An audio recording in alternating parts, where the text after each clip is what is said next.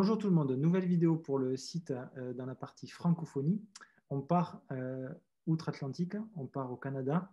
J'ai le plaisir d'accueillir Marin, qui est un enseignant qui était en France et qui est parti là-bas et qui va pouvoir nous apprendre, je pense, pas mal de choses dans le monde de l'enseignant là-bas au Canada. Donc Marin, bonjour. Salut à tous, salut. On va le faire sous 4 étapes. On va faire d'abord un peu ta présentation, ton historique. Ensuite, je te poserai la question de pourquoi tu es parti au Canada, ou en tout cas, qu'est-ce qui t'a amené à aller au Canada.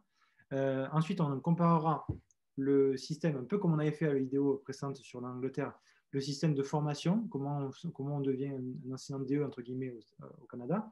Et ensuite, on parlera de s'il y a, ou en tout cas, comment fonctionne la formation continue chez vous, là-bas. Très bien. Okay. Donc, première partie, présentation et historique. Voilà.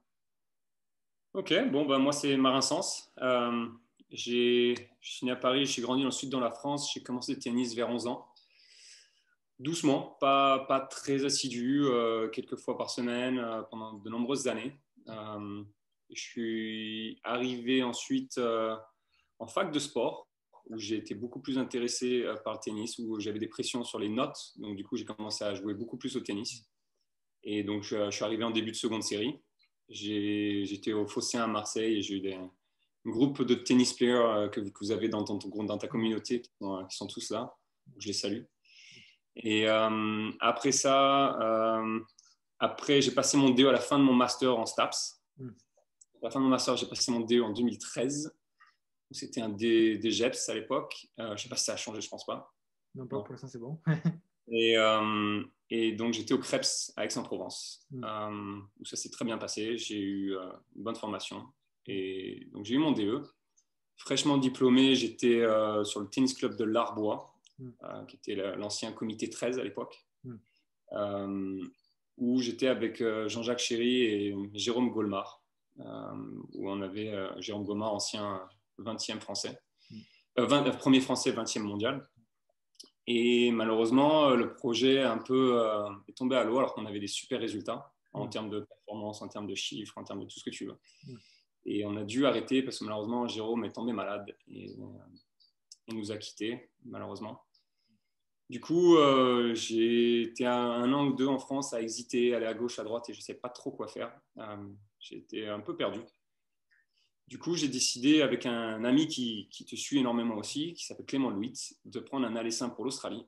Et on allait coacher là-bas. Donc moi, j'étais à Sydney.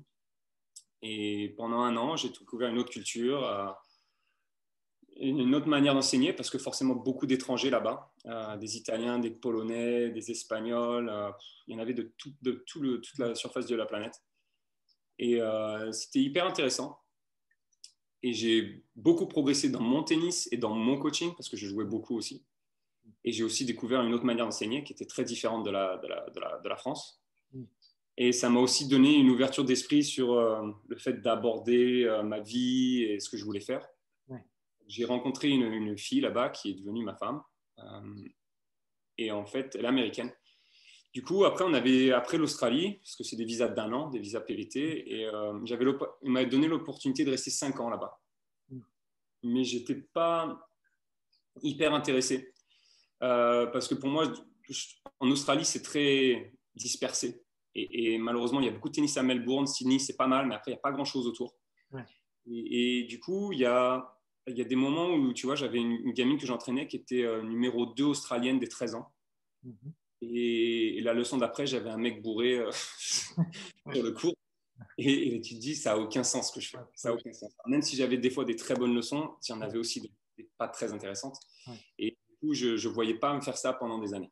J'aime bien travailler, j'aime bien la culture du travail, donc je n'avais pas envie de rester.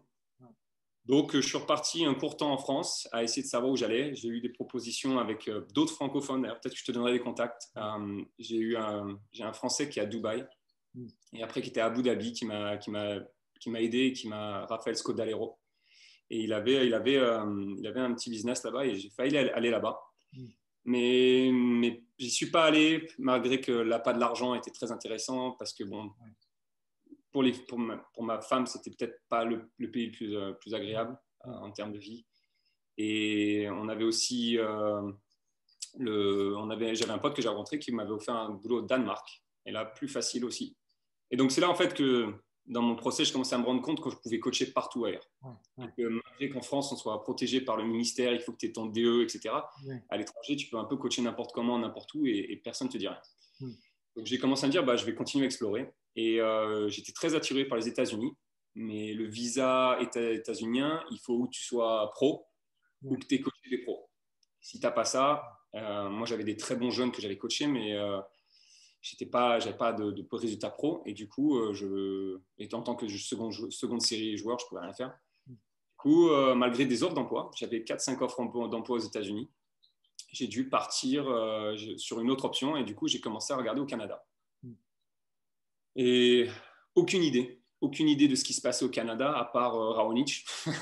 J'avais aucune idée. Et j'ai balancé des offres d'emploi un peu sur des candidatures spontanées, par contre. J'ai envoyé ça de partout. Et j'ai eu un retour d'un mec à Calgary qui m'a dit je devais partir à Montréal parce que j'avais eu un contact sur l'université McGill, qui est une des plus grosses universités du Canada, et j'allais peut-être coacher un peu là-bas. Il m'avait donné un boulot à part-time et j'ai dit allez, je me lance là-dedans. Et au final, j'ai eu un mec qui m'a appelé de Calgary où je suis, donc c'est dans les montagnes rocheuses à l'ouest du Canada. Et il m'a dit j'ai perdu un coach et j'ai besoin de quelqu'un dans 2 jours. C'était le 1er septembre et on commençait le 2 ou le 3. Et j'ai dit je change mon avion de Montréal dans 5 heures et je prends l'autre. Donc je suis parti de l'autre côté avec un billet simple. Aucune offre d'emploi, rien. Et j'ai eu un entretien d'embauche, c'était bien passé. Il m'a fait jouer avec quelqu'un pour voir mon niveau et ça s'est fait comme ça. Et depuis, je suis monté en grade, je suis passé de junior coach, senior coach et maintenant je suis ce qu'ils appellent high performance coach, où je m'occupe des meilleurs joueurs de mon académie. C'est un peu comme un directeur de compète en France, je pense. Ok. Voilà. Du coup, ouais, super. Super, c'est ce chemin autour de la Terre pour finalement retrouver le chemin actuel, là, du coup, à l'endroit où c'est au Canada. Et donc, justement, la deuxième question, c'était pourquoi avoir choisi le Canada? Qu'est-ce qui t'a fait enfoncer le clou de te dire, allez, je pars au Canada? En fait, c'était la décision, ce que je te disais, prise avec ma femme qui elle aurait pu dire au Danemark. Est américaine. Donc, où je me marie, mais bon, je la connaissais depuis quelques mois. Ma femme maintenant, mais à l'époque, ma copine, où je me marie directement après 4 mois et je vais aux États-Unis. Ouais. C'est un peu clandestin. Ouais. Où je vais au Danemark, mais elle n'a pas de visa, donc on repart dans un process. Où je reste en France et c'est la même chose. Ouais. Et donc, du coup, on s'est dit, Canada, on a regardé, c'était plus facile pour nous deux d'avoir un visa. Donc, on s'est lancé là-dedans. Et je n'ai pas regretté mon choix. Ouais. C'est bien passé. Et comme je t'ai dit, l'Australie, j'ai adoré, mais long terme, un peu plus dur. Ouais, pour moi, dans ma vision du coaching. Ouais, bien sûr, bien sûr. Ok. Donc, du coup, ça nous fait venir sur le troisième thème. On a lié un peu les 2 premiers, c'est très bien.